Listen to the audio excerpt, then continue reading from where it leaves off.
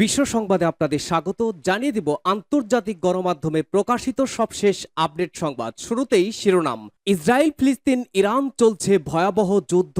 এর মাঝে এই যুদ্ধে জড়িয়ে গেছে হিজবুল্লাহ। হিজবুল্লাহ বনাম ইসরায়েল এবার বৃহত্তর যুদ্ধের সম্ভাবনা বাস্তব। এদিকে গাজা সংকটের সমাধান ইসলামী বিশ্বের জন্য গুরুত্বপূর্ণ বলেছেন এরদোগান। জানিয়ে দেব সম্পদ বাজেয়াপ্ত করলে ইউরোপকে কঠোর প্রতিক্রিয়ার হুঁশিয়ারি রাশিয়ার। অপরদিকে ইউক্রেনের হক এয়ার ডিফেন্স সিস্টেম ধ্বংস, 1045 সেনাকে হত্যা। এদিকে অনাহারে দিন কাটছে গাজার অর্ধেক জনসংখ্যার বলেছে জাতিসংঘ। সর্বশেষ জানাবো ইসরায়েল সরকার 2023 সালে মানবাধিকার লঙ্ঘন করেছে, মার্কিন রিপোর্টের তথ্য প্রকাশ। এতক্ষণ শুনছিলেন গুরুত্বপূর্ণ সংবাদগুলোর শিরোনাম, এবারে বিস্তারিত। আজকে সংবাদ সম্পর্কে আপনার মূল্যবান মতামত লিখে জানান। জানিয়ে দিন কোন স্থান থেকে এই সংবাদ শুনছেন অথবা দেখছেন। হিজবুল্লাহ বনাম ইসরায়েল বৃহত্তর যুদ্ধের সম্ভাবনা বাস্তব। ইসরায়েলের একক শহরের উত্তরের দেশটির বিমান ঘাঁটিতে ড্রোন হামলা চালানো হয়েছে বলে দাবি করেছে লেবানন ভিত্তিক সশস্ত্র সংগঠন হিজবুল্লাহ। আল জাজিরার প্রতিবেদনে জানানো হয়, গত বছরের 7ই অক্টোবর গাজা যুদ্ধ শুরুর পর ইসরায়েলের এত ভেতরে এটি হিজবুল্লাহর প্রথম হামলা। হিজবুল্লাহ মঙ্গলবার বিবৃতিতে জানায়, ফাঁদ সৃষ্টিকারী ওই বিস্ফোরক ড্রোন দিয়ে আকাশপথ থেকে সম্মিলিত হামলা চালানো হয়েছে, যার লক্ষ্যবস্তু ছিল একর ও নাহারিয়ার মধ্যবর্তী ইসরায়েলের দুটি ঘাঁটি। দক্ষিণ ইসরায়েল থেকে আল জাজিরার প্রতিনিধি জয়েন খদর বলেছেন, উত্তর ইসরায়েলের গভীরে এই বর্ধিত হামলার সাথে হিজবুল্লাহ ইসরায়েলিদের কাছে একটি বার্তা প্রেরণের চেষ্টা করছে। তা হলো, তাদের কমান্ডারদের ইসরায়েল লক্ষ্যবস্তু বানিয়ে হত্যা করলে হিজবুল্লাহর পক্ষ থেকে আরও উত্তেজনা বৃদ্ধি হবে। তিনি বলেন, সাম্প্রতিক মাসগুলোতে আমরা যা দেখেছি তা হলো ইসরায়েল ও হিজবুল্লাহ যোদ্ধারা অবকাঠামো ধ্বংস করতে ড্রোন হামলা চালাচ্ছে। জৈন খদর আরো বলেন, এটি অনেকটা চলমান সংঘর্ষ। গত রাতে লেবাননের 2 বেসামরিক নাগরিক নিহত হয়েছে, যার মধ্যে এক নারী ও এক শিশু ছিল।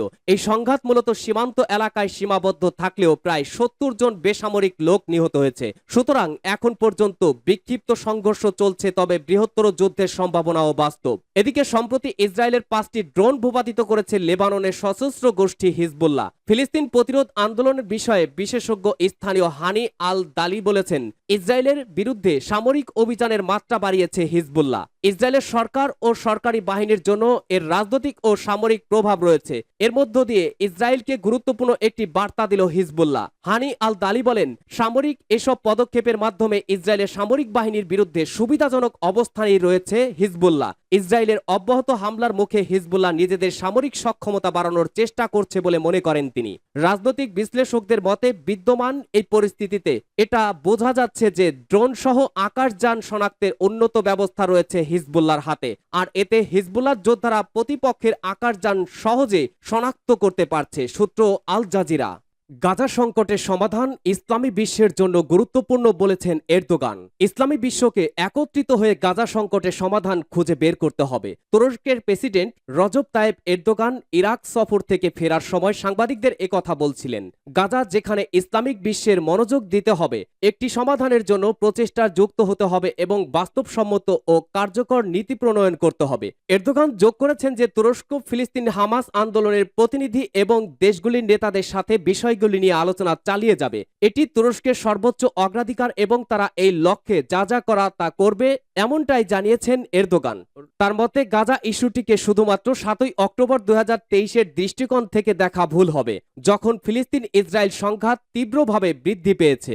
গাজা ধ্বংসের জন্য গণহত্যা এবং ইসরায়েলি সংঘবদ্ধতার বিষয়টির দৃষ্টিভঙ্গি পরিবর্তন করা উচিত। গাজায় ইসরায়েলের দখলদারিত্ব অন্যান্য দখলদারিত্বের দ্বার উন্মোচন করে। আমরা জাতিসংঘে মহাসচিবকে সম্পৃক্ত করার চেষ্টা করব এবং যৌথ পদক্ষেপ নেব।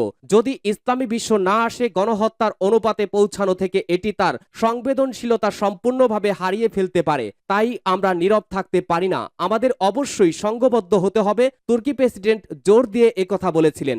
সূত্র তাস।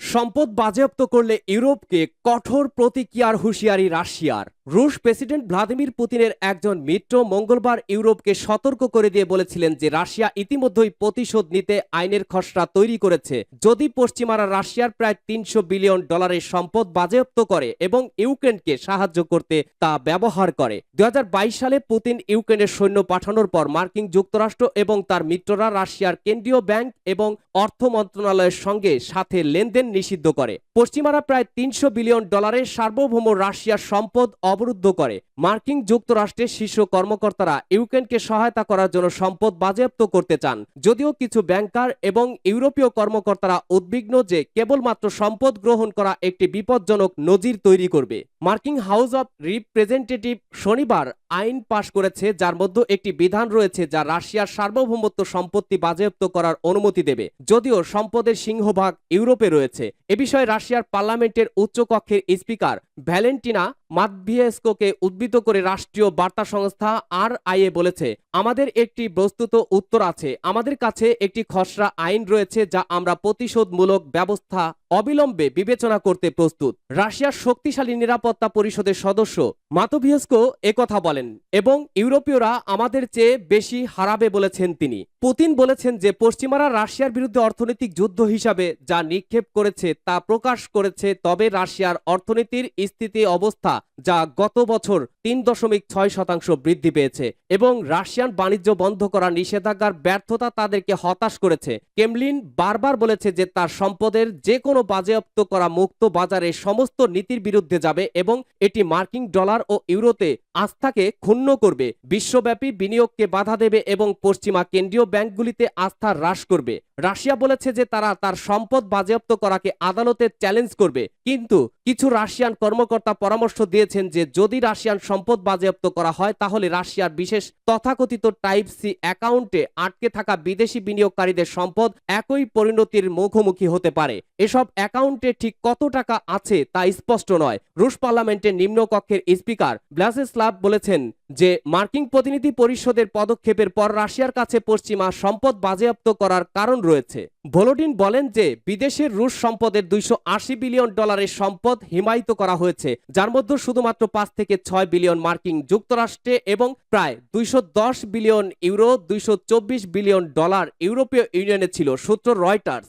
ইউক্রেনের হক এয়ার ডিফেন্স সিস্টেম ধ্বংস, 1045 সেনা নিহত। মঙ্গলবার রাশিয়ার প্রতিরক্ষা মন্ত্রণালয় জানিয়েছে ইউক্রেনে বিশেষ সামরিক অভিযানে গতদিনে রাশিয়ার সেনারা মার্কিন তৈরি MIM-23 হক এয়ার ডিফেন্স সিস্টেমের একটি লঞ্চার ধ্বংস করেছে।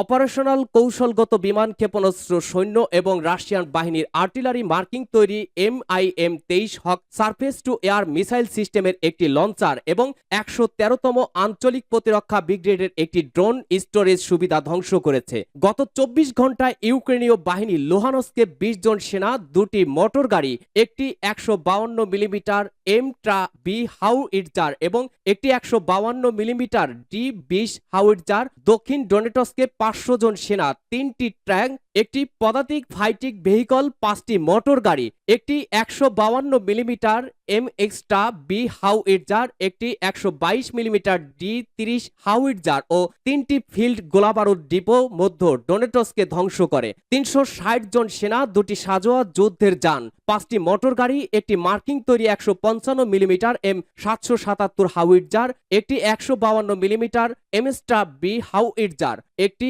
122 মিলিমিটার D-30 হাউইটজার, একটি 122 মিলিমিটার গভজডিকা হাউইটজার এবং মার্কিন তৈরি 105 মিলিমিটার M101 আর্টিলারি বন্দুক। পূর্ব ডনেটস্কে 95 জন সেনা, 3টি মোটর গাড়ি, একটি ফরাসি তৈরি 155 মিলিমিটার সিজার চালিত আর্টিলারি বন্দুক ও একটি নোটা ইলেকট্রনিক্স ওয়ারফেয়ার স্টেশন এবং খেরসনে 70 জন সেনা, একটি সাজোয়া কর্মীবাহক, 2টি পিকআপ ট্রাক, একটি মার্কিন তৈরি 155 মিলিমিটার M777 হাউইটজার, 2টি 122 মিলিমিটার D-30 হাউইটজার ও একটি 122 মিলিমিটার গভজিটকা মোটর চালিত আর্টিলারি হারিয়েছে। অনাহারে দিন কাটছে গাজার অর্ধেক জনসংখ্যার, বলেছে জাতিসংঘ। অনাহারে দিন কাটছে ফিলিস্তিনের গাজা উপত্যকার অর্ধেক জনসংখ্যার।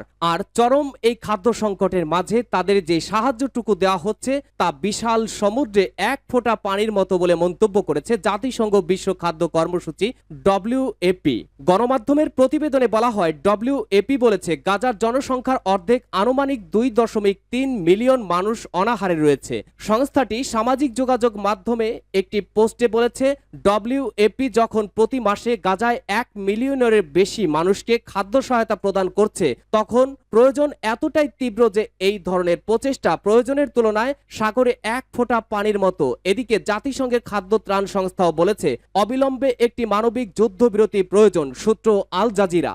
ইসরায়েল সরকার 2023 সালে মানবাধিকার লঙ্ঘন করেছে মার্কিন রিপোর্ট। ইহুদিবাদী সন্ত্রাসীদের অবৈধ রাষ্ট্র ইসরায়েল 2023 সালে মারাত্মক মানবাধিকার লঙ্ঘন করেছে। সোমবার 23 এপ্রিল প্রকাশিত মানবাধিকার চর্চা বিষয়ক 2023 সালের মার্কিন পররাষ্ট্র দপ্তরের কাউন্টি রিপোর্টে এ তথ্য তুলে ধরা হয়। ইসরায়েল বিষয়ে 103 পৃষ্ঠার প্রতিবেদনে মানবাধিকার লঙ্ঘনের 1 ডজনেরও বেশি ঘটনার বিশ্বাসযোগ্য প্রতিবেদন তুলে ধরা হয়, যেগুলোর মধ্যে রয়েছে বিচার বহির্ভূত হত্যা, নির্যাতন, নির্বিচারে আটক, সংঘাত, সংশ্লিষ্ট যৌন সহিংসতা বা শাস্তি, কোন স্বজনের কথিত অপরাধের জন্য পরিবার সদস্যদের শাস্তি প্রদান। প্রতিবেদনে বলা হয়, ইসরায়েল সরকার মানবাধিকার লঙ্ঘনে জড়িত কর্মকর্তাদের শনাক্ত করা এবং শাস্তি প্রদানে সরকার কিছু বিশ্বাসযোগ্য পদক্ষেপ গ্রহণ করেছে। প্রতিবেদনে কোনো আনুষ্ঠানিক অভিযোগ বা বিচারের তারিখ ছাড়াই প্রশাসনিক আটক আদেশের আওতায় বন্দী থাকা লোকদের সাথে করা আচরণের ওপর বিশেষ নজর দেওয়া হয়। মার্কিন পররাষ্ট্র দপ্তরের প্রতিবেদনে বলা হয়েছে,